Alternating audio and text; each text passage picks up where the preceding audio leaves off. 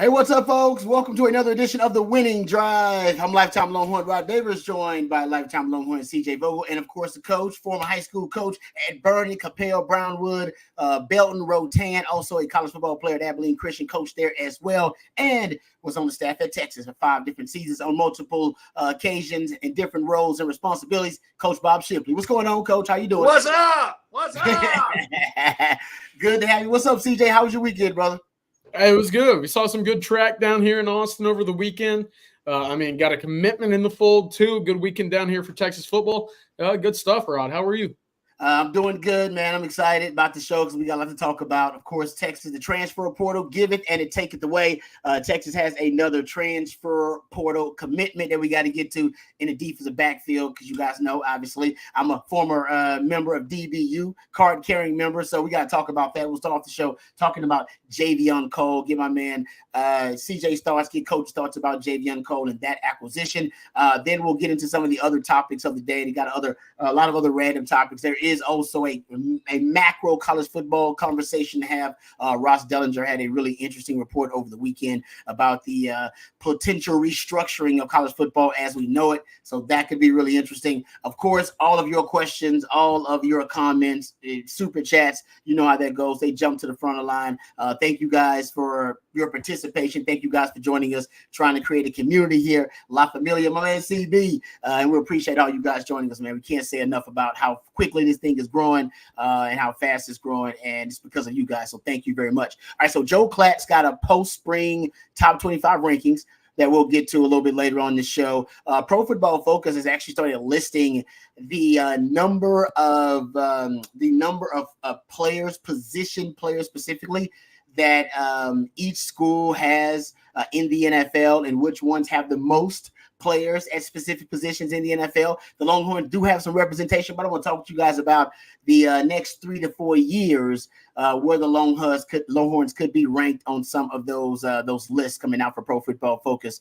Who's got the most tight ends in the league, who's got the most offensive linemen, the most quarterbacks, most wide receivers. So we'll go through that list and see which Longhorns, where the Longhorns are ranked, if they're ranked at all. We'll also talk about the best returning wide receivers for 2024 in college football because there is a ranking by Pro Football Network that has a Longhorn represented there as well. And we'll also get to a top 100 list in college football. If we have time, we'll get to a top 100 list in college football. And yes, there is not a fake story. Snoop Dogg is going to be a sponsor of a bowl game. And yes, he is going to name the bowl game the Gin and Juice Bowl after Dr. Dre and Snoop. I thought it was a fake story. I did too. I was like, nah, that ain't real. And I've seen now multiple respectable outlets throw it out there. Coach Shipley is really excited about it because he's a big Snoop fan, I heard. Got my mind on my money and my money on my mind, baby.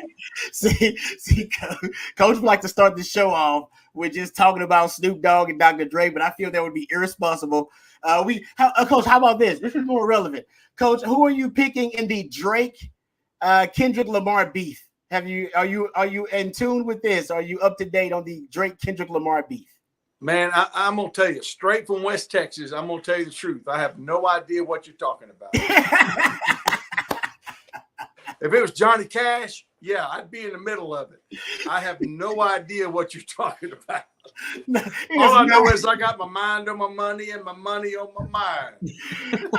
I just wait to see if Coach knew anything about it. If he had any penetrated. I don't even know what you're talking. The conversation at all. Okay, there you go. All right.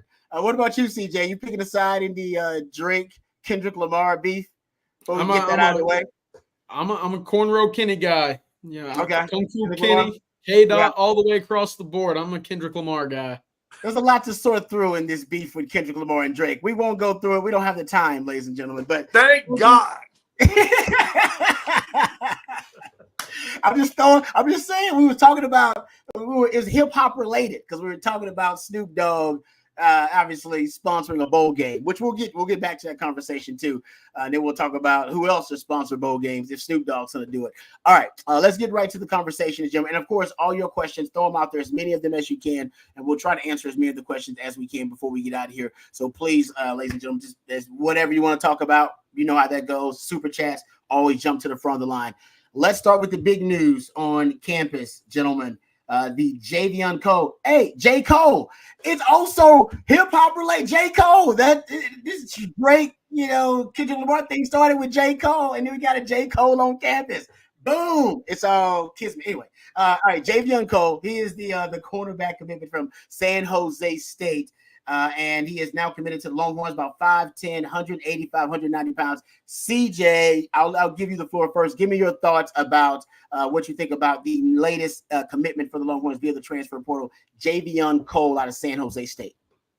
Yeah, I love the addition, and I think it was one that Texas needed to go out and make. Obviously, we saw the departures from the defensive back out of the winter portal window, but then that added a little bit as well with Terrence Brooks and Austin Jordan departing after spring football. Texas wasn't necessarily deep at that spot. You had your three guys that weren't true freshmen, Gavin Holmes, Manny Muhammad, and Warren Roberson. Could you be in a good spot with those, with Gavin Holmes and Warren Roberson? Sure, but Texas isn't going to chance that. They're not going to risk injury and be out of a weakness brewing in that secondary. So they go out and add Jayvon Cole, not the biggest guy, about 5'11", but Rod, he's a 10'6" verified speed guy out of Oakland Athletic League on the West Coast, has 13 interceptions dating back to a senior season, also had 4 at Cal Poly, 3 a year ago at San Jose State. So he gets his hands on the ball. He turns around, he plays the ball like a wide receiver. He plays larger than his frame would insist he plays at. And as a result of his speed, I think he's a great candidate for the field side. And I know Texas might be teetering off of playing field and boundary versus left and right. But if he's a guy that you ask to play in a large space, I think he can do so because of his speed and athleticism. I look at that USC game. I went back and watched it over and over again. USC versus San Jose State to open the 2023 season. Didn't allow a reception off of Caleb Williams. USC ended up scoring 56 points, but not a reception when targeting Jayvon Cole, he was only targeted 3 or 4 times. But hey, if you're not allowing a completion from the reigning Heisman winner as a guy who's under the radar, I love that. And I think Texas did a good job identifying talent, addressing a need, and getting another speedster in that secondary this offseason, which we've certainly seen as a big continual trend so far with all of these portal additions. Yeah, Coach, I don't know if you got a chance to watch any film on Jayvon Cole, but just give me your thoughts about another addition in the defensive backfield for Texas, something they definitely needed. Yeah, I did watch a little film on him, and I'm excited about this. I think he's a guy that can really help our secondary, and I agree with CJ. He's a guy that we needed to add. I'm sorry, I've got the hiccups. I've had them for 2 days. I don't know how to get rid of them. Oh, no. I don't know how to get rid of them. Oh, man. I hate when that happens to me. I get them too. And I get them for I get them for a long time. Like when I get them, they stick around for a day or something. And it's terrible. I gotta do a radio show. My wife told me last night, and she didn't say this, but I'm so big that she didn't say that, but she did say, every time you hiccup last night, it shook the whole bed. Coach, you get a couple glasses of that gin and juice, and you'll be all right. Yeah, there you go. That'll knock you out. You know, I used to recommend to chug something with carbonation. If I chug it, then I can kind of get rid of them. No. So there you go. That works for me. So Saturday I tried lemon juice. Straight lemon juice concentrate. Ooh. Knocked it out for about 30 minutes. It was the best 30 minutes. It was great. Then bam, they came back. Damn. All right, that's tough. Yeah, all right. If y'all got random hiccup remedies for Coach, throw those out there too. We'll take those today. We all over the place. We'll take the random home hiccup remedies that you got out there. I need them. I'm sure somebody tried to scare you already. His wife, you tried to scare the hell out of you. Has that worked? No, that don't work. That don't work for Coach? She ain't got nothing that scares me. She should come behind. She should, come close here and she should fire a gun into the air. That'll scare the hell out of you. It might. That's what I'm saying. That you got to get extreme in these circumstances. Just be safe though. Yeah. So we're gonna go the Snoop Dogg route and shoot and fire off a couple of rounds. I was just saying I want Coach to get rid of the hiccups, man. 2 days. You don't want to be like Bo Jackson. You ever heard of Bo Jackson? Bo Jackson apparently had hiccups for I want to say he said he had them for years. Yeah, like a year. Straight year. Yeah, like a straight year of hiccup. No, I'm not doing that. Go Google it. Thank you, CB. Yeah. I'll be divorced in about a week if I keep up with it. Yeah, Bo Jackson, I don't know what it was. Like he had like chronic hiccups. And I remember reading that story that he said he underwent surgery because he had hiccups for like going on a year. Yeah, nearly a year. He said nearly a year. Crazy. Wow. So I'm not putting that evil on Coach at all. They'll be gone by tomorrow, Coach. They'll be gone by the morning. Don't worry about that. Let me give you my thoughts on Jayvon Cole though. J. Cole. Hopefully he can earn that nickname on the 40 acres. What I like about his game, I totally agree with you, CJ. I think he's a guy ideally you won't playing off coverage. Most of the coverage I've seen him play was playing off coverage, and he's patient in his retreat, whether it be shuffling or whether he be backpedaling. You can tell he's taking the 3-step read. He has really disciplined eyes, which means he goes in zone coverage from the quarterback on the 3-step to the number 2, back to the number 1, or to the number 1 and back to the number 2. Really disciplined. That's why he ends up in the right place a lot of the times and able to make a play on the football. I agree with you. The guy's a natural ball hawk. When the ball's in the air, he believes he's got a right to it, more of a right to it than the receiver does. I love that about his game. Guy gets his hands on the ball. And also I love the profile of his game. This is a guy, Coach, that started out at Cal Poly, got his 4 interceptions there at the FCS level, got to the FBS level, and San Jose got 3 interceptions there. Now he's coming to the Power 5 level, to the SEC. He's got the profile of a guy that was under-recruited, right? That everybody just kind of missed on this guy. And even in high school, I remember my man Bobby Burton throwing out these stats. His senior year, 20 receptions, 11 touchdowns, 5 kick return touchdowns, punt return and kickoff return combined, 6 interceptions. I mean, the dude has just been he's just been a playmaker at every level that he's been on, and he's gotten better every year he's played football at the highest level. He just keeps getting better. I think the belief is that he's got a really high ceiling, and that the Longhorns believe that when he comes here at the University of Texas, that he can start progress even more. I think he's going to be really good in zone coverage. Texas plays a lot of cover 4, a lot of cover 3. Those are match coverages, mean they deteriorate into a man coverage once the route is declared. So he's really good at that because he's disciplined with his eyes. I think a lot more disciplined than some of the other Texas DBs are. He's patient, so he's not trying to retreat. When he has cushion playing off coverage, that's 7-8 yards. That's all the cushion he's given. He'll make breaks and make plays on underneath throws because he's patient and he's not giving up too much of that cushion. He's not trying to keep that cushion. He understands you got to break it, but he's patient as he allows that cushion, that receiver to eat up that cushion. He's not giving up easy completions just because he's playing off coverage. That was kind of the problem with Texas earlier. They were giving up easy completions when they play off. Just because you're playing off doesn't mean you're giving up easy completions. That's why you're reading the 3-step drop so that you can play some of these stuff. As soon as you read the 3-step, you come off the 3-step, boom, to your receiver, and then you should be able to read the receiver and the release of them. Texas DBs don't do that enough. I think this is a guy that does it naturally. So I'm with you guys. I love it. He's a 10.6 guy in 100 meters in high school, so he's got some straightaway speed. But ultimately, I think it's a good pickup for the Longhorns. High football IQ guy too. You can tell by watching film, and he's got 2 years of eligibility left. Yep. That's exactly where I was going to go. He's a younger guy. He's going to be a true junior, but everywhere he's been, Cal Poly, San Jose State, he's immediately made an impact. He's been on the field, and he's been a guy that's been tough to get off. I know PFF kind of has a polarizing view on a number of people, but if you look at his numbers comparatively to the rest of the Power 5 cornerbacks in 2023, he actually ranks as the 26th best cornerback in coverage last year with more than 200 snaps. Pretty impressive, if you ask me, for a guy coming out of San Jose State. Only allowed 19 yards after the catch as well. So if he's not knocking the ball down, intercepting it, if the pass is completed, that pass isn't going very far after the catch. He's not the best in terms of coming up off the edge and making plays off the edge in the run game. He will come up and he will get his hat in the mix, but he's not necessarily I would call a strong tackler. But in the sense in which the ball is completed, that ball is not going anywhere further down the field. That's 19 yards after catch on 22 receptions allowed, 46 attempts. So he was targeted pretty often a year ago. That's about 42% completion rating against. But, hey, I'll take that 19 yards against. If you're not allowing the big play time and time again, I'll take that time and time again, anytime. Yeah.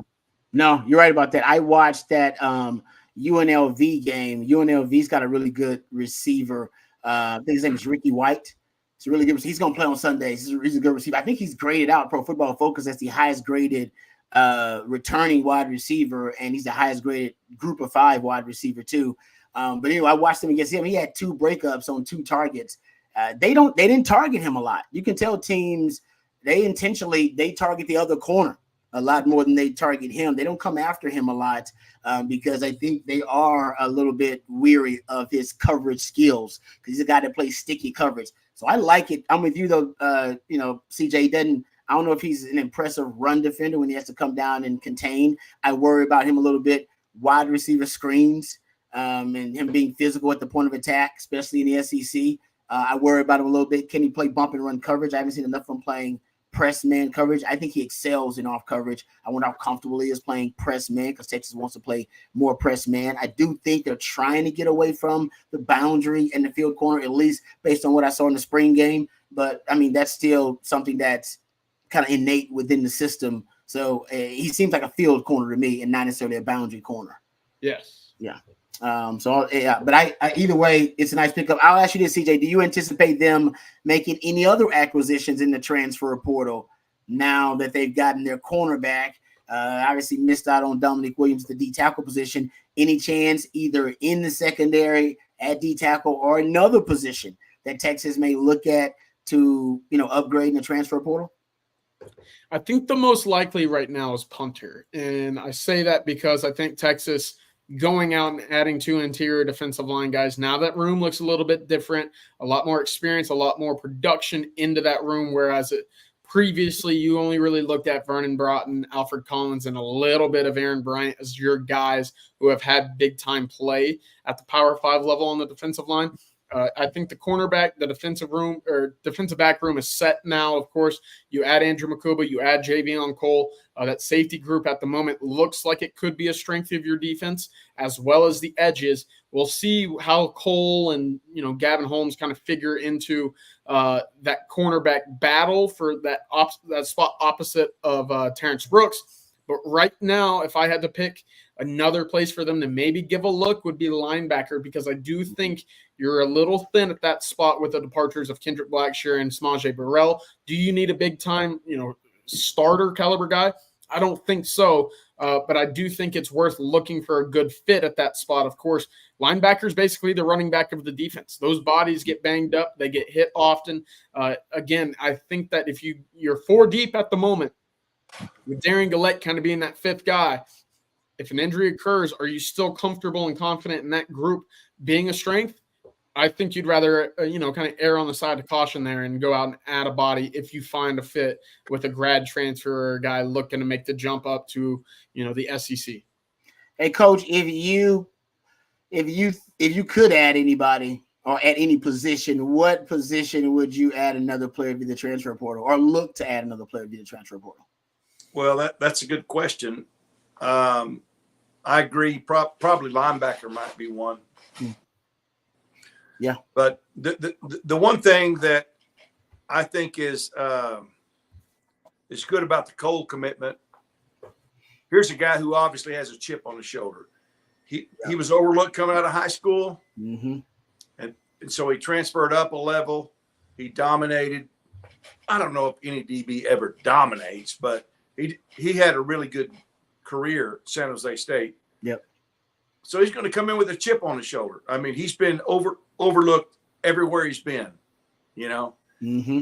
And so he's a guy that's going to come in, I think, and with a lot of aggressive attitude that he's got to prove himself once again. And he's done that everywhere he's been. Mm-hmm. If he can do that at Texas, he'll be a great addition to our roster. Definitely. Yeah, no doubt. And that, Gavin Holmes, I'm assuming he's going to be rotating with Gavin Holmes, competing for that starting spot. Malik Muhammad's spot is secure. I mean, he's still obviously a competitor, but I think we believe it's all secure. He's going to take a huge leap this year. It'll be Gavin Holmes, who plays a lot of that field corner. It'll be Gavin Holmes and obviously J. Cole. And I think they'll compete.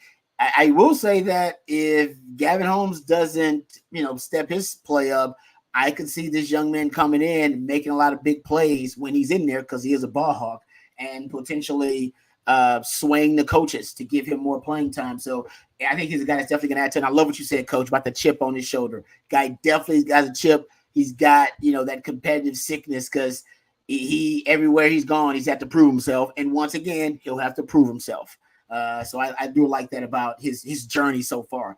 All right, we'll get back to the conversation about Jayvon Cole. I got a couple of topics that I want to get into. Before we do, though, I got to give some props to a couple of Longhorns, friends of mine, who I do the Third Longhorns podcast with. Man, these gentlemen are extraordinary. They're lifetime Longhorns. First of all, man, Alex Okafor, congrats to him. I saw he was he either appointed or elected. I'm not sure how their board works, but Pflugerville ISD congratulate him on being the newest member of the board of trustees. That's awesome. Yeah, he was elected. Sorry, I take that back. He was elected. It says here he was elected to represent Pflugerville ISD and help lead the students and the staff to a bright future. So congrats to my man Alex Okafor, leading positive change through education in our community. And my man Derek Johnson, legendary lifetime Longhorn Derek Johnson, he was selected to give the commencement speech or be the commencement speaker for the College of Education the spring of 2024. Look at that. Yeah. So congrats to my man Derek Johnson. Is going to give the legendary lifetime Longhorn Derek Johnson going to be the commencement speaker for the College of Education for 2024. So congrats to both of those guys, man. Those are big. And both those guys, huge, advocates for the transformative power of education. And once again, representing the brand in a really good way. So those guys are fantastic. And they love this community.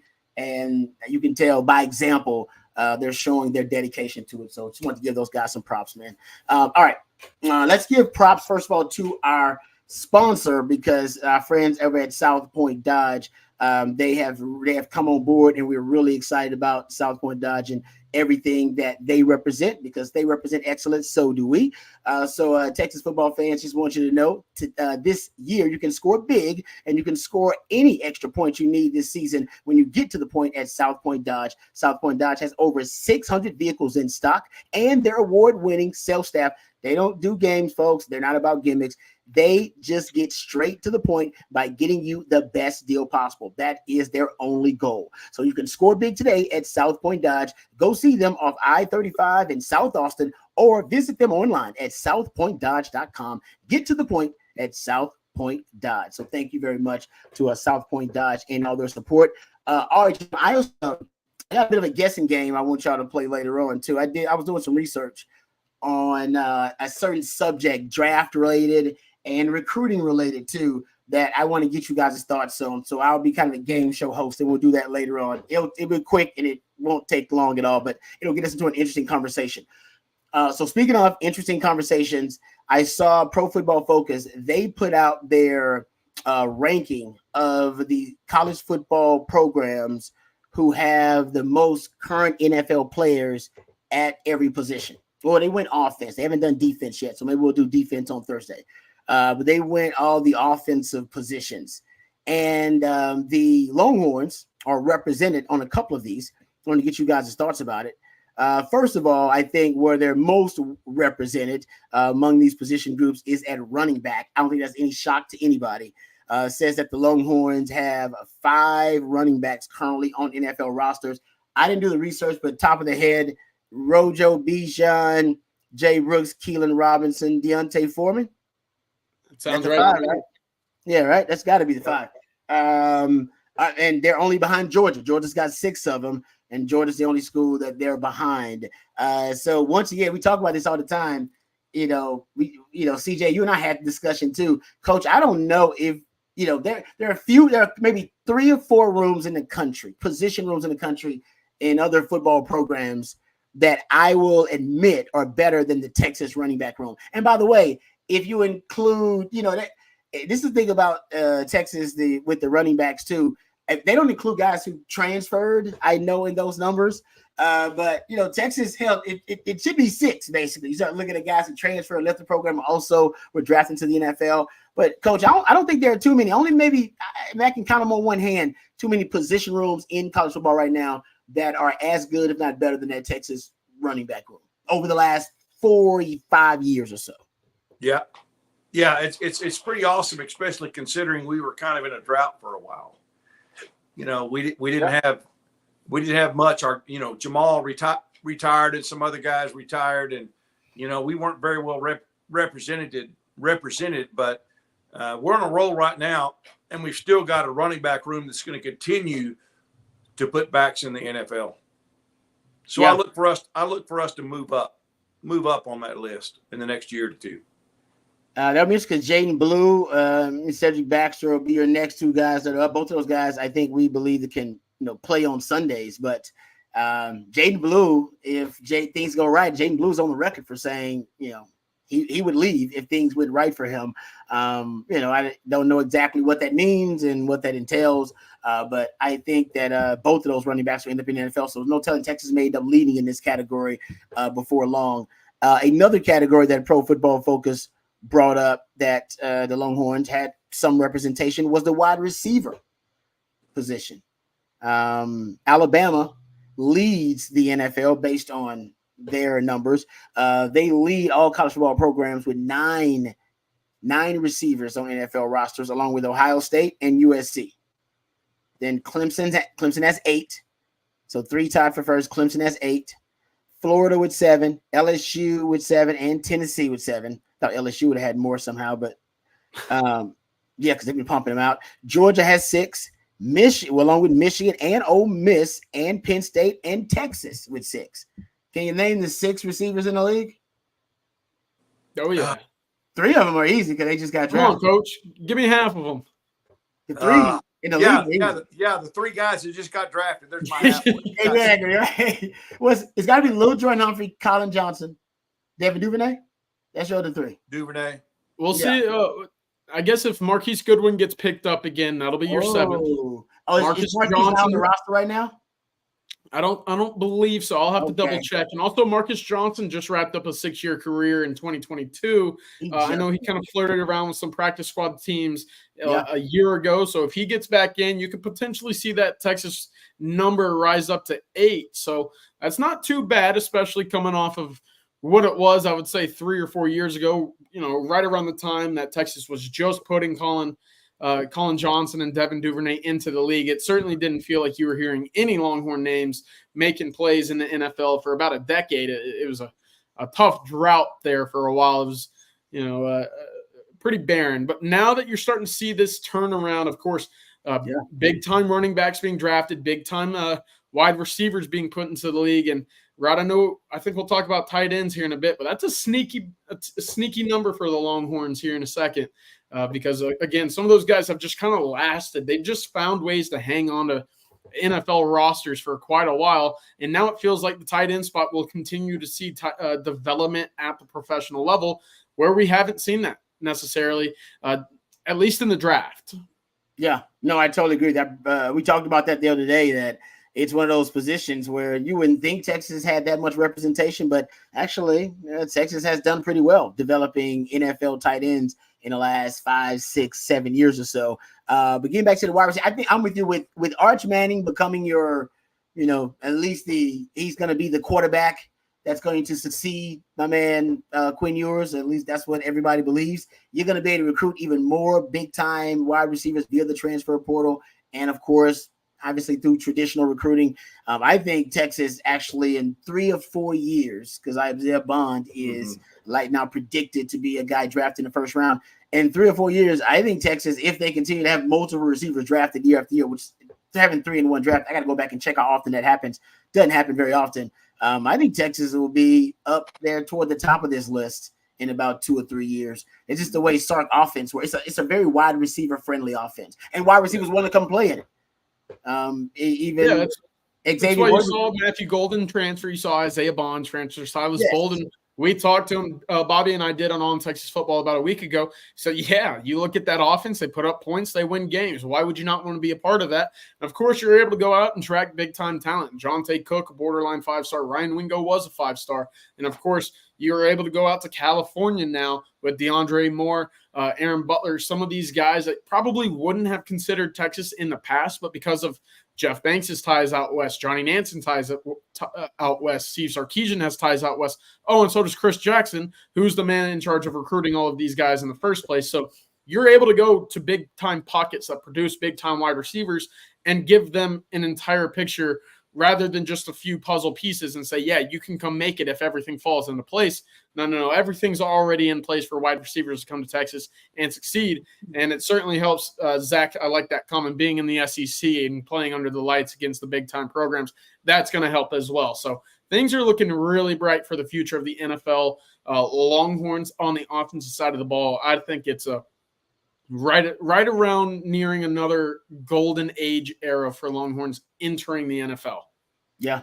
No, it's hard to disagree with that because we just talked about the running back position. Tashard Choice is known as one of the best young coaches in terms of how he's an excellent recruiter and also developer of talent. He's showing that on the 40 acres too, having back-to-back, years with the top running back drafted off the board and multiple running backs taken in the NFL draft. So that position is going to continue to flourish. I'm with you. I think wide receiver is going to continue to flourish.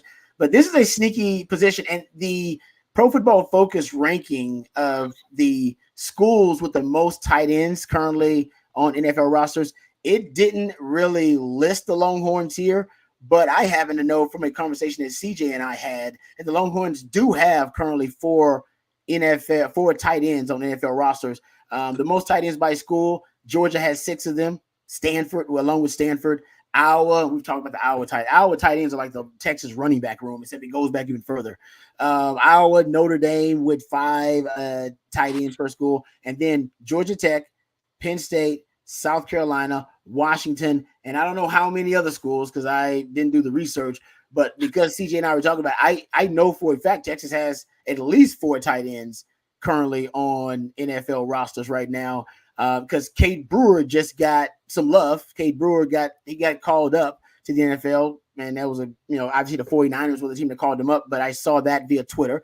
JT Sanders just got drafted. Jeff Swain is still in the NFL, and then you got Andrew Beck. Now you may consider him a fullback or an H-back, but he's listed as a tight end if you go look at his position, and that's 4. So I throw Texas in there, and that is a surprise, Coach, because that's a position that Texas has struggled, at least Longhorn fans believe they've struggled to develop in recent years, and yet a lot of these guys still trickling up to the NFL, and as CJ said, turning them into NFL careers at the tight end position. Tyrone Swoops was doing it until a couple of years ago. Yeah, and of course Jared Wiley, who transferred to TCU. Yeah, there you go. Got drafted. Exactly. So after 2 seasons at TCU, so we can't claim him, but you can claim him. It's so much better than it was, before 2017, say. Georgia having 6 is very surprising to me. I know Brock Bowers steals the headlines there, but when you start considering who each guys are, I mean, Notre Dame has a number of big-time guys. Iowa, pound for pound, probably has the best group of tight ends in the in the NFL. I think that goes without any question. But Georgia, to me, of 6, that's surprising. You talk about getting that machine going and having guys churning in and out into the league. I don't know if I could name 3 of those guys from Georgia in the league at the moment. Ooh, that's good. That's a great. I don't think I can either. Now you said that, CJ. I have 6. That's a good one. He was just drafted. He will be drafted. I know he's a big time target. He was a big time recruit back in the day. But I don't know if I can name anybody else other than that Brock Bowers from Georgia. And yeah, that's bad on me. That's bad on me. No, it shows you a lot about that program. That program, that physical style of play, they value tight ends, and the NFL knows they got good tight ends because the NFL keeps going back for them. All right, here we go. I got him. John Fitzpatrick, Charlie Warner, both of them on the Falcons. Trey McKitty, I know him. He's on the Bills. Let's see. I'm scrolling a while. Brock Bowers on the Raiders just got drafted. Lawrence Kager on the Giants, 4th year. Haven't heard of him. Wow. Darnell Washington, of course. Yes. 6'7", 6'8", looks like a house moving down the field. He's on the Steelers. Yep. And yeah, I guess that's the final one. I'm missing one. But regardless, you hear Brock Bowers at the top of the draft board. You know he's the big-time tight end out of Georgia. You see all these guys go first, second round all the time. Tight end's a spot that maybe not stealing those headlines or being the guy in the top 5 or 6 to be drafted in a given year, but they're doing it, and that's a selling point. And that helps them get a guy like Brock Bowers or Oscar Delp or some of these big-time tight ends that they're continuing to recruit. That's how you turn out great big-time players at the college level, and that's why they win so often. So Texas is on that trajectory with Jatavian Sanders, Amari Niblack, Gunnar Helm. Jordan Washington next up. We'll see what happens with Juan Davis. Could you develop a Will Rand or Spencer Shannon and something else? But hey, they're recruiting Nick Townsend, Keone Armstrong, and have Amory Winston in the fold. It's a pretty good start. Pretty good trend going on right now for the Texas tight ends. Stark says it's the second most important position in his offense behind quarterback. And, he wants to bring in more and more talented tight ends. And I think Texas could end up, having a bit of a pipeline at the tight end position. They do it right. Amari Niblack potentially has an NFL future, and so does Gunnar Helm. Okay, let's get it. And before we finish this up, Texas did not have anybody ranked, or at least they were not ranked among the schools with the most quarterbacks in the NFL. And by the way, every school is tied with 3. Alabama, Georgia, Houston, North Carolina, North Dakota State, Oklahoma, Oregon, and Tennessee all have 3 quarterbacks currently on NFL rosters, and that apparently is the max. That is all tied. They're all tied for the top spot. Texas has how many? 1? Sam? 1. Sam. 1. They'll have 2 after Quinn.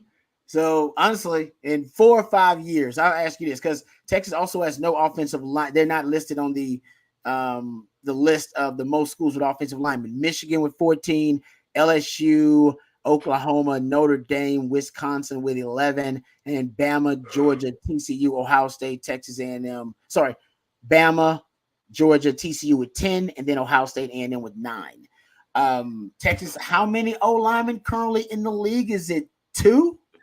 3? Cosme, Connor Williams, 3? Yeah, because you just got Christian Jones. Does that make 3? Are we missing 4? one? Calvin Anderson, I think, is still either on the Broncos or the Patriots. Okay, so that's 4. All right. So I think that's where you're sitting at the moment. He's on the Patriots. Calvin Anderson is. Of course, Sam Cosme on the Commanders. We just saw the Cardinals take Christian Jones. So I like the comment. I think it was Ryan Nelson earlier up here. How many Longhorns on the offensive line end up getting drafted from this roster right now? 8's a pretty hefty number. I could see the argument for 8. Let's go. I mean, Kelvin Banks getting drafted. Cam Williams, I believe, will end up drafted. DJ Campbell, he's the guy that will get drafted. Does Jake Majors make that jump? Does Hayden Connor find the way in? Nato Umeozula, those 3 guys on the fold. If Cole Hudson has 2 good years at a starting spot, I think he's a guy that could find a way into the back end of a draft. Then you start going down the list. It's all about development here. So it's not necessarily fair to say anybody in those 23 classes, are they draft caliber guys? Yeah. It all depends on what we see. But 2024, you got a 5-star Brandon Baker. He looked pretty good. And we know that Daniel Cruz had a strong spring. So those are 2 guys there that I think could end up developing in a potential professional offensive lineman. But that list is going to get real long real soon for the Texas group, and it's going to be a big selling point for Kyle Flood. Hey, Coach, let me ask you this. Out of all the lists that we just went through, quarterbacks and O-linemen where Texas is not in the top 10, there's tight ends and running backs and wide receivers where Texas does have some representation. Where is Texas most likely to see the most upward mobility on those lists in the next 2 years? Which one of those position lists are they going to have? They're going to see the most improvement in terms of their numbers in the league at that position in the next 2 years, in your opinion? Well, since you can only play one quarterback, I don't know that. That's fair. I mean, and yeah, and we don't know how long Manning's going to stay, too. That's fair. But I would say possibly wide receiver. I mean, we've got 3, 4, probably at least 4, I think, pretty draftable guys on the roster right now at wide receiver. Maybe more, but you're talking about the next 2 years. You can stretch it out to 3 if you want. Yeah, I was just going like the near future. Yeah. But if you're right, if you put Arch in there and wait till Arch is ready to go, and that'll be what, maybe, I don't know how long, 3 years if Arch sticks around for that second year. So in the next 3 years, I'm with you. They probably could have 3 quarterbacks on the roster. Bam Sam sticks around long enough, which I think he can as a backup in the league. So you can see the most upward mobility there. What about you, CJ? Yeah, I look at wide receivers simply because there's so many of them. Offensive line, I know they take a little bit of time, but with the way that they're recruiting, I certainly could see the argument there.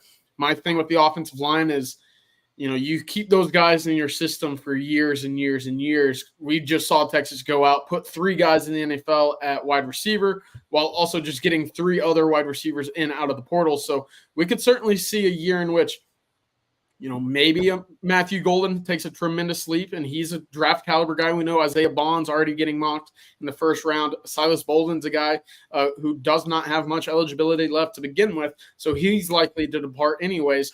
That's 2 guys you're going to have to replace, with a third that might have the option to jump as well. You could be in a similar predicament a year from now where you're going out and putting 3 straight guys into the NFL at the wide receiver spot and still having to go out to the portal and adding more, where you'll just be in a similar spot with Jonte Cook, DeAndre Moore, Ryan Niblett, all becoming eligible, and whoever you just added out of the portal. So that's my pick. I think it's a good one. It's a flashy one. It's one that you'll see a lot of highlights from, of course, with A.D. Mitchell, Jordan Whittington, and Xavier Worthy. That's the big flashy plays. You hear about it all the time from LSU. It feels like they have more players in the NFL. You mentioned it earlier, Rod, because of Jamar Chase, because of Justin Jefferson. They steal the headlines on every highlight reel. It's a marketing ploy for all the universities that have those big-time names. Now Texas has some of those guys. And now you'll start seeing Xavier Worthy and A.D. Mitchell, on Red Zone, on SportsCenter, Top 10, whatever it is. And now you see why players will want to transfer to Texas, because they get those guys into the league. And I think it's going to be the hottest position for Texas in the entire program under Steve Sarkisian for the duration of his tenure in Austin. No, good point there. I saw Xavier Worthy is also returning punts for Kansas City already. So they got him back there returning punts. I don't know if he's going to be the punt returner, but they got him practicing with it. And he looks good. They were remarking how he looks really fast. He looks as fast as his 40 time out there. He's just wearing I think he's just wearing helmets out there. But my man Xavier Worthy already turning heads at training camp or at least rookie OTAs for the Kansas City Chiefs. All right. Before we get back to, we'll get some of your questions too in comments. So please just throw them out there. I want to get to what Coach has been waiting to talk about all show long. So Ross Dellinger, who's been on it doing a great job, he's the first that I saw with it, but I've seen Brett McMurphy and some other sources with it.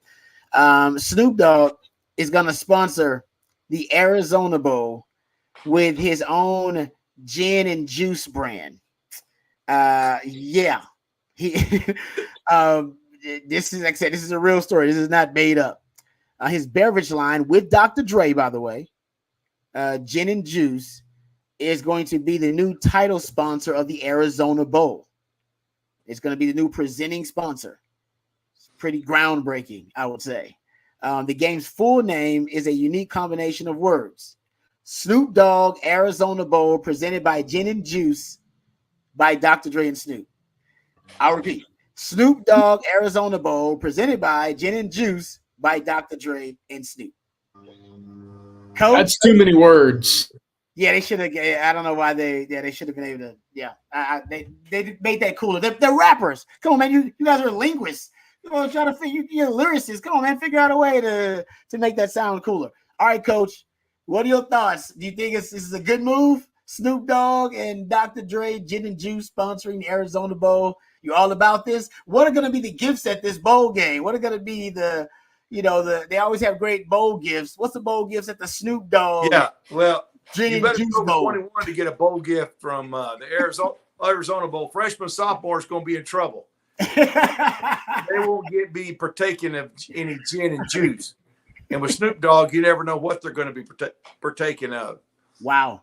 Oh, I mean, my first thought was, I mean, I hope the cancel culture doesn't find something on Snoop and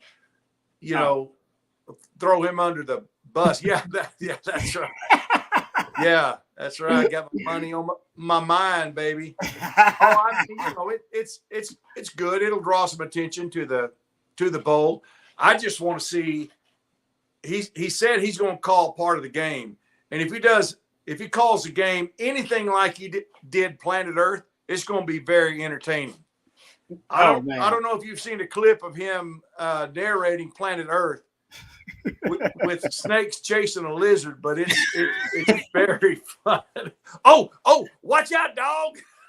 I've seen him. He's done some I want to say like not ultimate fighting, but he's done like some MMA stuff, I believe. Like done like play-by-play of some of that stuff. So like the Dog Bowl. No, listen, he has. He's Fo Shizzo. No, I'm telling you. He's done some of that stuff. I can't recall exactly what it is because I didn't watch it, but I want to say he's done some like play-by-play color stuff on the side before. Obviously, it's just in jest, it's funny. But if he's gonna do part of this, I'm gonna watch. Because I'm with you, Coach. That's must-watch television. Snoop doing play-by-play. Yeah. How long of a delay you think they gotta have for Snoop? Oh yeah, about 10 seconds, just to make sure. Just about 10 seconds, just be safe. Just be safe, just so nobody gets canceled. Nobody gets fired. I agree with you on that. But yeah, this is happening, folks. It's gonna be at 2:30 p.m. Mountain Time, December 28th. So it's expect to be televised on a network, but we don't know what network yet. You think they're dumping the gin and juice on the coaches afterward? You can smell them like a dog. Yes, CJ, it's got to happen. It's got to happen. Fantastic idea. If they're dumping mayonnaise and crackers and Cheez-Its on coaches, I mean, come on. Coach can feel a little tipsy walking off the field, no doubt. I just wonder what the winners are going to be smoking in the locker room. I bet it ain't going to be cigars. They're going to have some big old reefers. Oh man, I can't believe it, but it's awesome. This is amazing. I honestly, out of all those ridiculous bowl games I played in, I wouldn't mind playing in the Snoop Dogg Gin and Juice whatever bowl, presented by Dr. Dre and Snoop. I wouldn't mind playing in it. That and like the Chick-fil-A bowls. I love Chick-fil-A. Any bowl games I can just eat I imagine you get free Chick-fil-A the whole damn week. You're just eating Chick-fil-A. And I imagine, I don't know if these guys are gonna get Gin and Juice, the spirit now. There's a Dr. Dre Snoop Dogg collaboration. And by the way, this is the first of their cocktails that they're going to come out with. Apparently they're going to have a whole brand and a whole line of cocktails, and gin and juice is the first. Makes sense. For those who don't know, I'm sure they do. Even Coach knows, so everybody knows. Back in the day, my man Dr. Dre and Snoop, they made a classic hip-hop song called Gin and Juice, blew up, became an iconic song, and that's what they're basing the brand off of. Do they got to jam the song at the bowl game a lot too? They better have a good edited version. They got a PG-13 version of Gin and Juice they can come out with. Oh man, is Dr. Dre still going to be at the bowl game? Oh, that's good. Imagine if Colorado and Coach Prime wind up there. Oh, you know what's going to happen then? Deion's going to be on a rap song with Snoop Dogg and Dr. Dre to commemorate the occasion. Because y'all know Deion rap too. Even though he don't rap as much, but Deion got a rap album too now. That would be a great halftime show. Dre, and Prime. Halftime show. Prime show. Y'all make the adjustments. I'll be in a little bit. That would be amazing. That would be all time Prime right there. Hey, I'll be in there in a minute. I got a performance real quick. Oh, I am praying it happens now, guys. Now I want it to happen so bad. I am praying. Do we know the ties to the Arizona Bowl? What conference ties? Because I'm hoping it's the Big 12 somehow. It's a Mountain West Bowl. I know Wyoming played in it a few years ago. I know Mountain West is in it. I don't know if it's a Pac-12 game. I know they used to play it at U of A. Okay. So their turf says bear down across the middle of it. I think it'll be fair if they switch it around to say drink up. I think that'd be good. Hey, I gotta say, CJ, you got a great marketing mind, man. You should be working out in the desert with these folks. You got some great ideas for this Arizona Bowl. Sign me up for the Gin and Juice Bowl. That's the one I want to go to. That or the Bahamas. Get me out of the. That's another one. You're right. That's another one. The Bahamas Bowl. That's another one I want to go to. If I'm gonna go to a little random exhibition game for a bowl game, Bahamas Bowl, baby. Yes, let's have a good time. Let's have a damn good time. I like that. Don't forget. Also, remember Snoop Dogg. He has a football league of his own out on the West Coast, and he has produced a few NFL players actually from that football league he has out on the West Coast in Cali. So Snoop Dogg's always been involved with sports, and now taking it to a whole nother level with the. Make sure I get it right here. Hey, Rod. Yeah, go ahead. Whatever happened to his son? Did he ever make it to the league? Oh, that's a great question. I don't know. He ended up at UCLA. Is that right? USC or UCLA? I can't remember. Right. I think he got a lot of endorsement deals, though. He did. No, I think he got a ton of endorsement deals. He gave up football, I think. Okay. And I think he just gave, if I'm not mistaken, I think he just gave it up and was He's like. He's just sipping on the gin and juice now. I think he wants to be like he basically wants to be an artist like his dad. What do they say? Toes up, hose down, something like that? I don't know. Bros up. Oh, okay. I wasn't sure. 10 toes down. Oh, okay. I got you. Faux shizzle my nizzle. Yes. I got you. All right. Yeah, it might be. I don't know. We started out talking about Drake and then Kendrick Lamar, and now we're talking about Snoop Dogg. Oh, man. Coach is in rare form, I got to tell you. All right. We're going to have to get a Shipley Ranches Bowl out in Odessa, Coach. Oh, I like that. Yeah. Come on now. I'm waiting for the Hims Rocket Bowl. Hey. Hims shoot up a rocket bowl. coming to you from Cape Canaveral, Florida. I like it. Oh man. See, well, hey, I don't know how much it costs to get bowl sponsorship, but hey man, it might be something you might need to consider. Shipley Ranches, baby. I don't think that's happening. All right, let's get back to I got a little game I want to play with you guys real quick. I was doing some research based on the NFL draft. And I've been doing this for a few years now, basically since 2020. So basically last 5 NFL drafts. And you know how they tell you where every player's from and like the states they're from.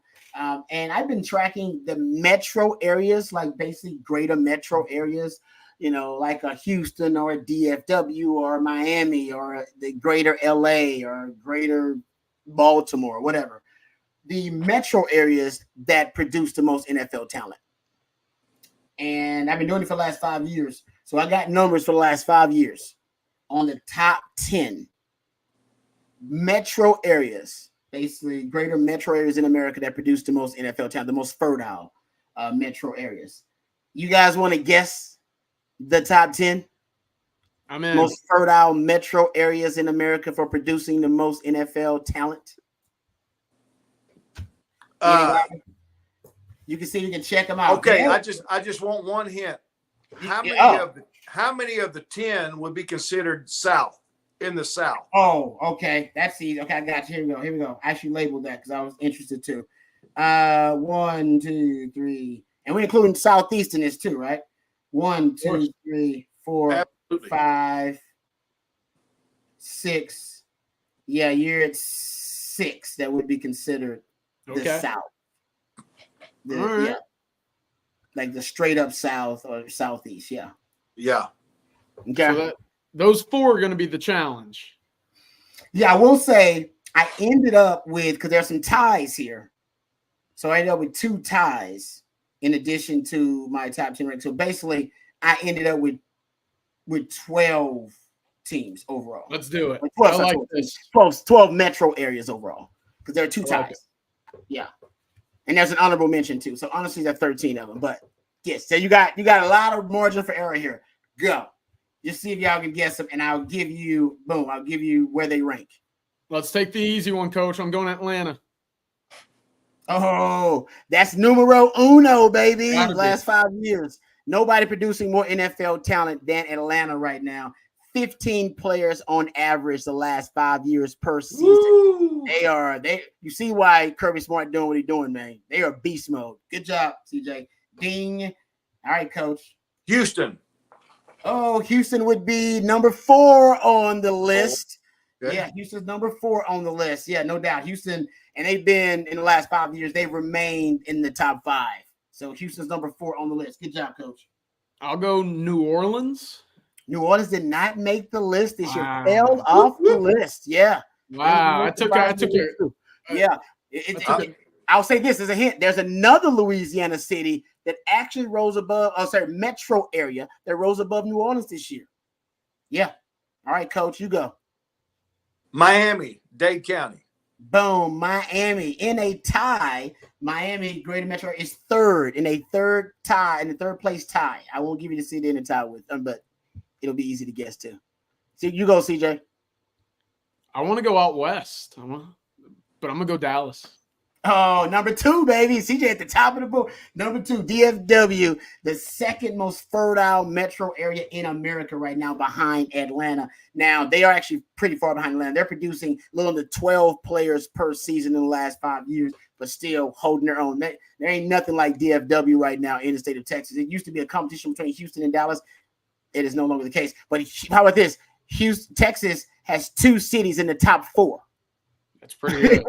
The most fertile metro areas in America producing NFL talent. So there you go. And one that Texas is dominating Dallas. Yep. So that's good stuff. All right, Coach, you up. LA. You damn right, Coach. They tied for 3rd with Miami. Boom. LA. Yep, they are tied for 3rd. LA still representing. It's crazy. LA, it used to be, I believe, toward the top of this list, and over the years, LA has slowly started to drop off. DFW taking it over Atlanta as well. All right, CJ, your go. Orlando, no. There is a Florida city, another Florida city there, but not Orlando. But Orlando was my research. Orlando came up a lot. It just didn't surpass this city. Texas has been active out there. I figured they'd have some NFL caliber guys. Yep. Coach, if y'all get too many wrong in a row, then I'll just give y'all the rest. So we won't. Yeah. Okay. Please. All right. Don't worry. I won't torture you guys with it. But if y'all miss like 2 in a row, then we'll just give it to you. How about Baton Rouge? Yes, sir. Yes, sir. Baton Rouge surpassed New Orleans in the last 5 years for the for metro area producing the most NFL talent. They are tied with Charlotte. I wouldn't even say that. Actually, they're tied for 9th, I should say. I was going to give you another one, but I'll let you go. Okay, my next pick will be sure. I can't remember. What did you say, Bob? You gave us the first 2 letters of the Wheel of Fortune. I gave you. That's a damn good hint. It ain't many places. Yeah, you did. That sounded like Charlotte. Yeah, it did. That's Charlotte. Yeah. Yep, Charlotte, There okay. you go. Yep, tied with Charlotte. There you go. I want to go. Ohio's got to have a city in here. I don't know which one, but I feel like out of the Midwest, that's probably the state where you'll see the most NFL guys come. Maybe the trenches. Is Ohio anywhere on Ohio in this list? Is Cleveland's at the bottom of the list. I say bottom. We're ranking the top 10, but Cleveland made it as the honorable mention. All right. So I'll give you that. Cleveland didn't make it as honorable mention. Yep. So they're at the bottom where they make it as an honorable mention. Coach, you got another one? I'll give you the rest if you don't. I'm gonna say how many South teams are left? South. You guys got most of these South teams. We got 1 basically that's left. You guys killed it. Y'all hit the South ones up pretty quickly. Y'all got 1 in the South that's left, and I'll give you the ones in the North because I don't think y'all gonna get them. Is it in Florida? Yes. Okay. All right. I have no clue. What you got, CJ? Give me your best Florida. Give your best Florida, CJ. The folks in the chat are saying Tampa, so I'm gonna go with them. Tampa. Amen. Tampa, All St. I just wanted to Petersburg. go for a 3rd time, so it's Yeah. so Patrick Page, thank you, Invincible, good job, Ryan Nelson, hat tip to all of you guys. I couldn't take a 3rd strike there. Yeah, it was Tampa, St. Petersburg, that greater metro area. All right, I'll give you the rest here. We got Atlanta, number 1, DFW 2, LA and Miami tied for 3rd. This is over the last 5 years by, like I said, my research. Houston is 4th. Baltimore Baltimore. That Baltimore area up there. Woo, tons of talent, guys. Nice little pocket of talent. They end up 5th. Detroit, Michigan's got to be represented. So Detroit, 6th on this list. The New York tri-state area, by the way, which is kind of cheating because they even grab some of New Jersey and take some of Jersey prospects. So they cheat a little bit with that. But the New York tri-state area is next. We already said Tampa, Charlotte, and Baton Rouge. They were tied for 9th. Phoenix, gentlemen. Phoenix 10. Phoenix going up. Phoenix metro area been huge with that Mesa and Chandler, that metro area there. And then we talked new guest Cleveland, Ohio as an honorable mention there. So there you go. That's top 10 most fertile metro areas in America producing the most NFL talent. There you go. Good job, guys. You guys did pretty good. Thought you guys were gonna, flounder there. You guys actually were pretty good there. All right. A couple of other topics I want to get to. Before we do that, though, we have to thank one of our other sponsors. And by the way, perfect time to thank this sponsor, guys, because Mother's Day is coming up. And I know some of y'all out there, y'all procrastinating. And that's why you need to thank our friends at thecarrotconcierge.com. With Mother's Day coming up, you may be like me, looking for the right gift for the woman in your life. Make sure you check out thecarrotconcierge.com. Jody Reynolds is a personal jeweler, and she is the Carrot Concierge. You can see some of her beautiful creations right here on screen. You can use the QR code on the screen to see even more, or visit her on Instagram or her website, thecarrotconcierge.com as well. Jody's an Austin resident, a Texas fan, and her family listens to On Texas Football, so they're part of the community here, which we appreciate. Jody prides herself in providing personal service. She takes the extra steps to make sure your lady gets exactly what she wants. And because she doesn't have the overhead of a storefront, she often gets higher quality inventory at lower prices, as much as 30% less than what you see at a jewelry store. Jody has a number of different tennis bracelets, rings, necklaces, and more, all beautiful jewelry, all personalized for you and yours. Check out thecarrotconcierge.com, visit her website, or give her a call or a text and take care of that someone special in your life. So go check that out, thecarrotconcierge.com. So thank you very much to Jody Reynolds. We appreciate her support. And yeah, guys, don't forget Mother's Day coming up. You come on, we've been telling you for a while. Please go to thecarrotconcierge.com. If you don't go there, go somewhere and get something.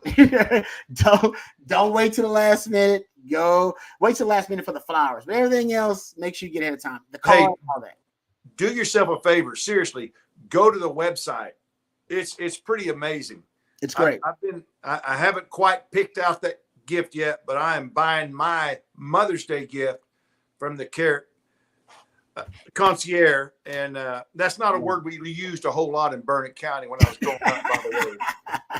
That's fancy, Coach. Concierge. Yeah. But anyway, they've got a lot of great stuff on there at very reasonable prices. That's my go-to this Mother's Day. thecarrotconcierge.com. I appreciate that, and we appreciate their support as well. All right, gentlemen, we got a couple of items that I want to touch on before we get out of here. We're getting close to it.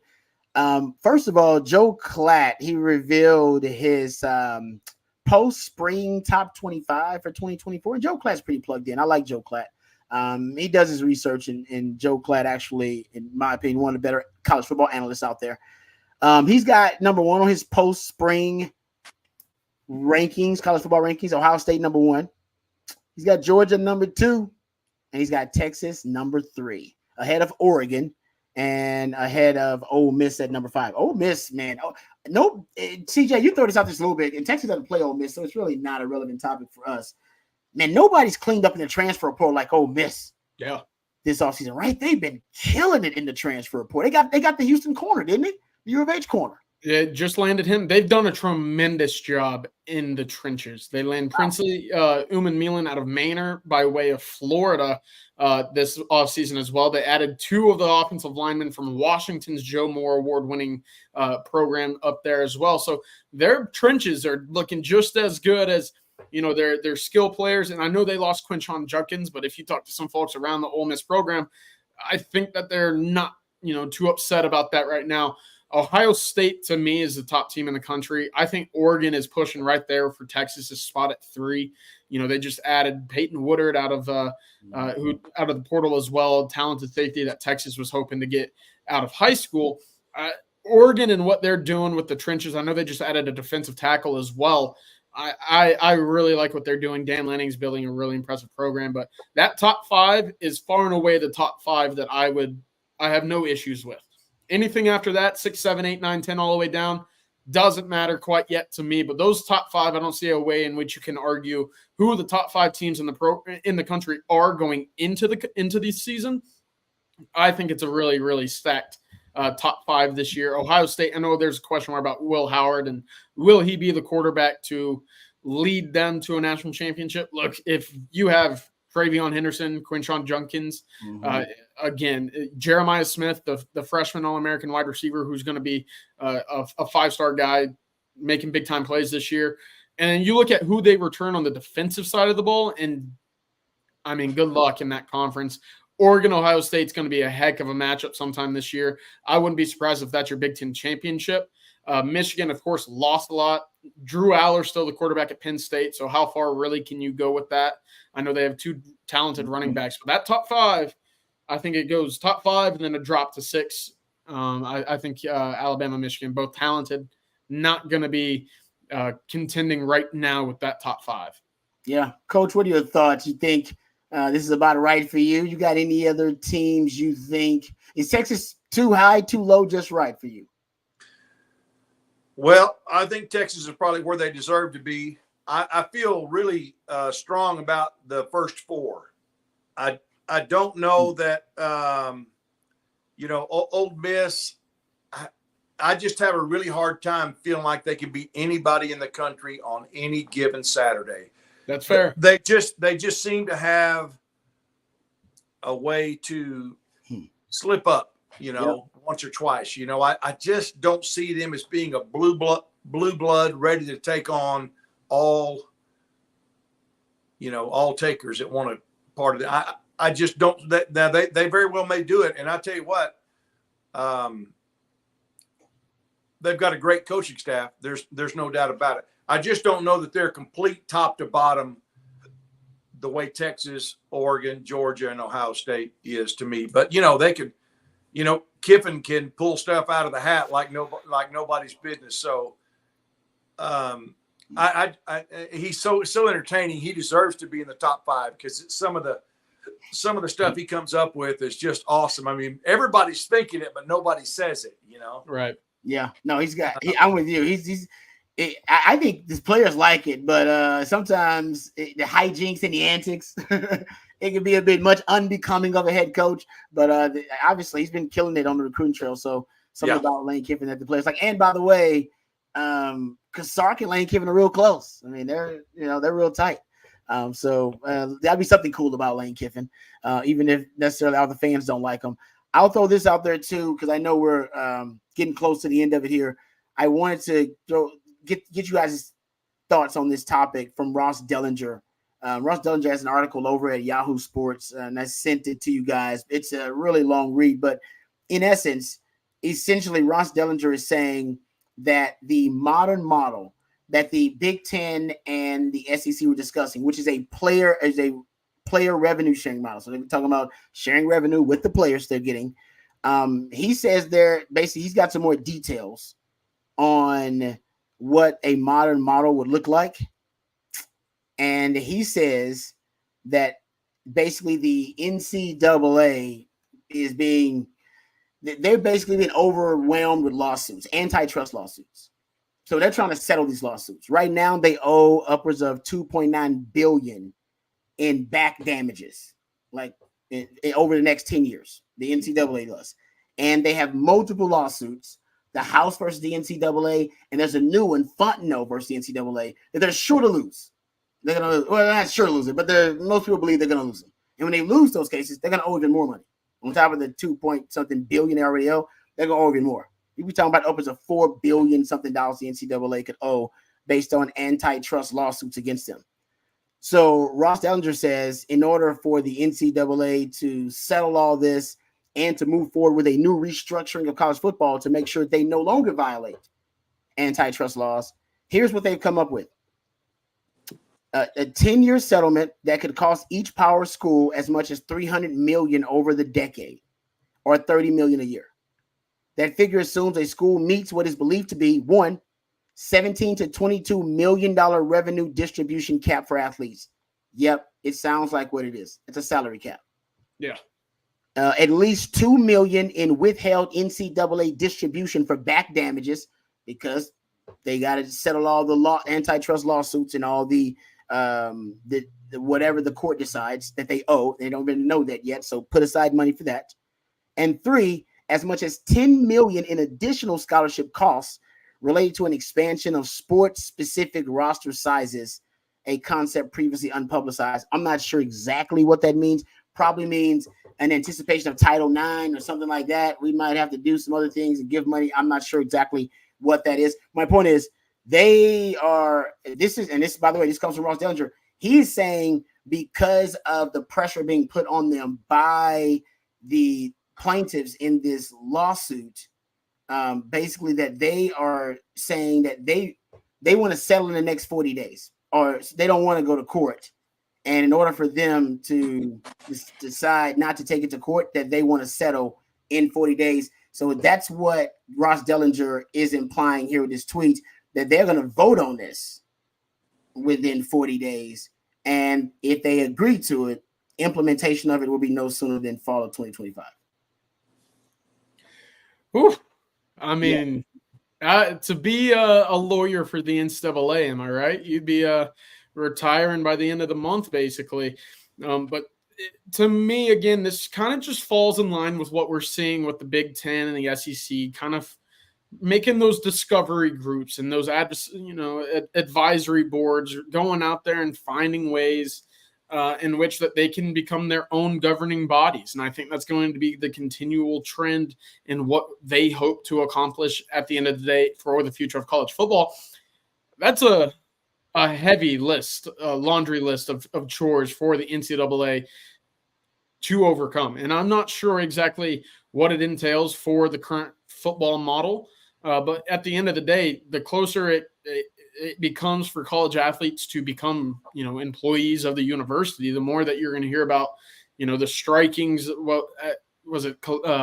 Brown earlier, that one of the Ivies had the unionization of the football program. You're going to hear more and more about this, basically. And at the end of the day, I mean, the TV rights and the conferences are going to be what owns and dominates, really pulls the strings with what happens in college football. Luckily, Texas is going to be at the forefront of everything because it's the University of Texas. So what does that mean for everybody else? I don't know. But at the end of the day, Texas will be playing with the big boys here. And, it'll be something that I think is very interesting to sit back on and enjoy the ride.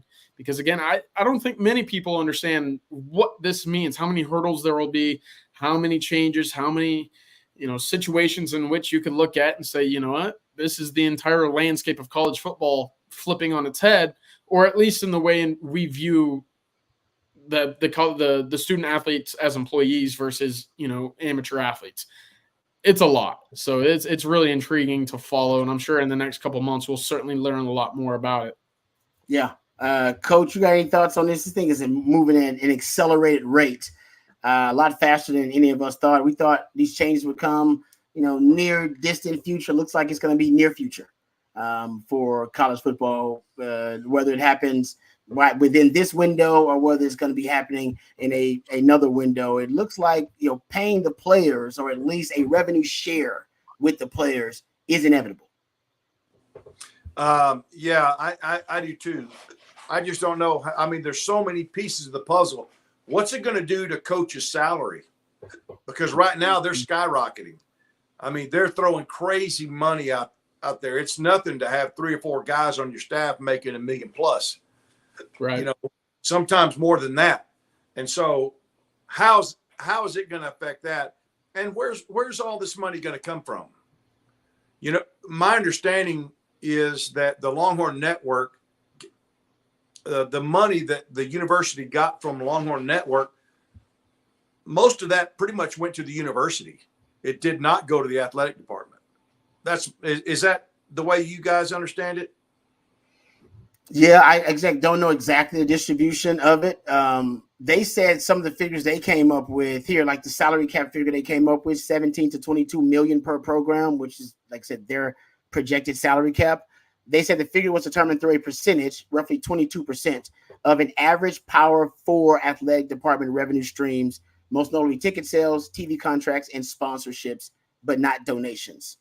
But I'm with you, Coach. I mean, yeah, maybe that's the case for the larger schools in the power conferences, but I don't know if even the lower tier schools in the power conferences can afford the price tag they're throwing out there. And maybe that's the whole point, guys, the true separation of the have and the have-nots here, where we're no longer, I mean, you're talking about major college sports now. The teams that can't, or the programs that can't afford it will, maybe they'll obviously agree to this, and the programs that can't, they won't agree to it. And I don't know if they need all Power 4 conferences to agree to this, or if they're fine with just 2 conferences agreeing to it, which would be the 2 that can't afford it, the Big Ten and the SEC. Yeah. You also have to look at income coming in, which Texas is always one of the top 2 or 3 in the country in terms of equipment sales. I don't know. How do you describe that, CJ? Just stuff, shirts and memorabilia, caps, just revenue coming into the university. We're typically one of the top 2 or 3 in the country in that, which could make up a lot of ground for us, but it's not going to make up some ground for some, Oklahoma State and some others that don't have the fan base and the support, to go out and buy a lot of OSU trademark goods. No, I mean, with NIL now, I know they have the opportunity to make some extra dollars off of those, licensed merchandise sold from the team's store.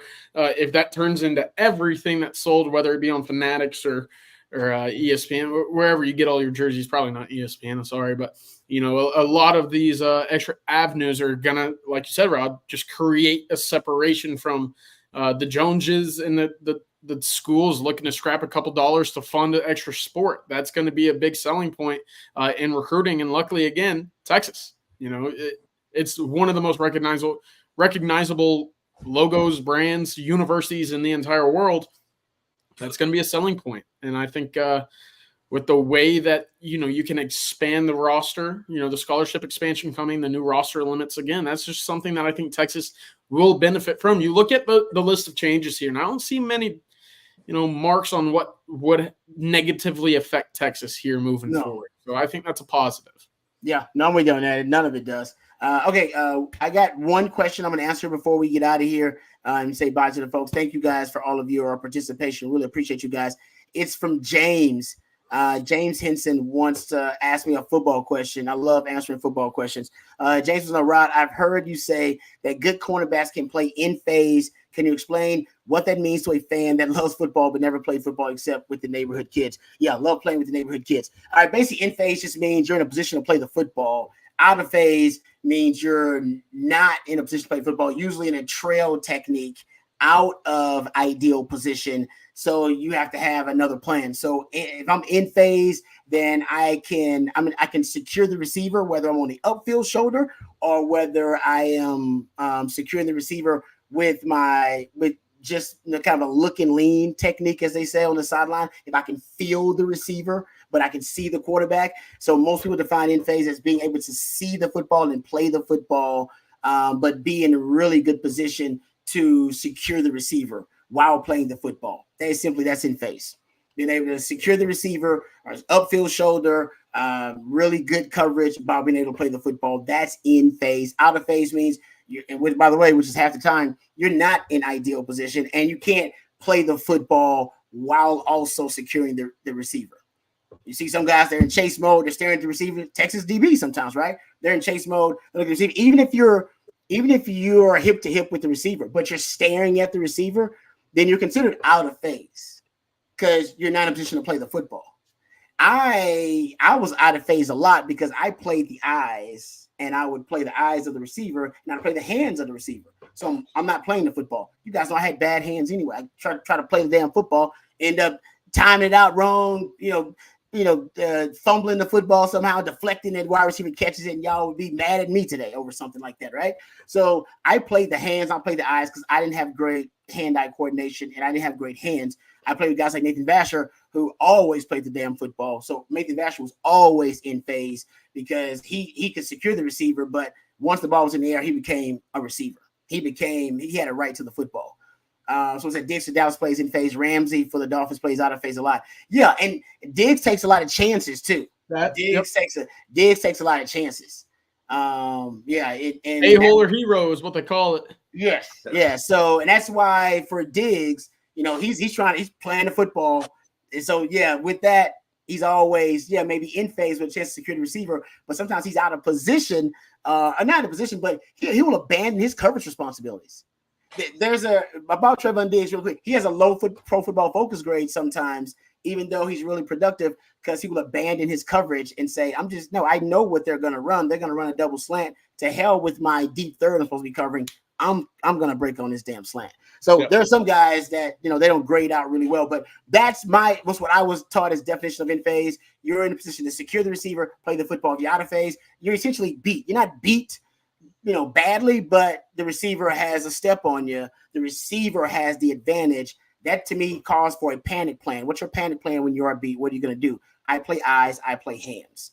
And when you're not in a position to play the ball, which is what in phase is. There you go. So thanks, James, for the question. Like that. Good football conversation.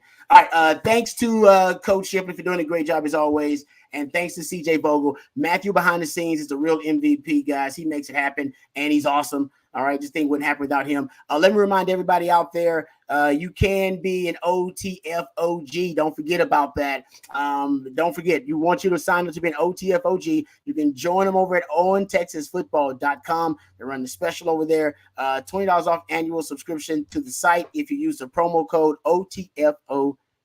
OTFOG for $20 off instead of a $60 a year, just $39.95, or you can get a monthly subscription for just $5.95. For more insider news on the team and recruiting, make sure you check out OwenTexasFootball.com to become an OTFOG. We really appreciate you guys. Thank you to Matthew. Thank you to Coach.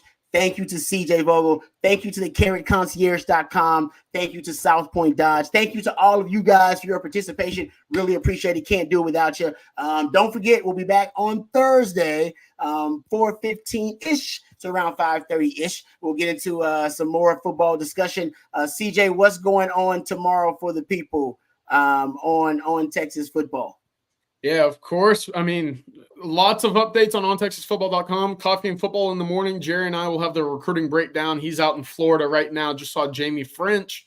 Great little update posted on him just a minute ago. Also, check out Jerry's sit-down interview with Jamie French, about 10 minutes of one-on-one with the five-star wide receiver. Of course, Texas making moves there. And, of course, the Longhorn live stream Tuesday evening. A lot going on. We'll try to wrap things up before the Stars and the Mavs kick off for all of my Dallas folk. A big night going on tomorrow. And, of course, a lot of news covered here at On Texas Football. All right. Thank you, CJ, for that. And thank you guys for all your participation. Appreciate you growing this thing at On Texas Football, man. The family keeps getting bigger and bigger, and we love this community. Thanks for all that you do. All right. Until next time, folks, for Coach, for CJ, for Matthew behind the scenes, for South Point Dodge, for On Texas Football family, for the CarrotConcierge.com, I'm Lifetime Longhorn Rod Babers. Until next time, hook 'em horns.